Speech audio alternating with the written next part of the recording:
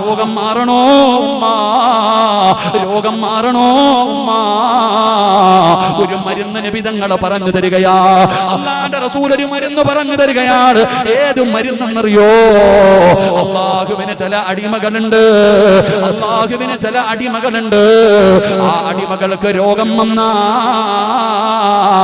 അവര് സദക്ക കൊടുത്ത് ചികിത്സിക്കുമെന്ന് ആദരവായ പ്രവാചകൻ നബി മുഹമ്മദ് മുസ്തഫ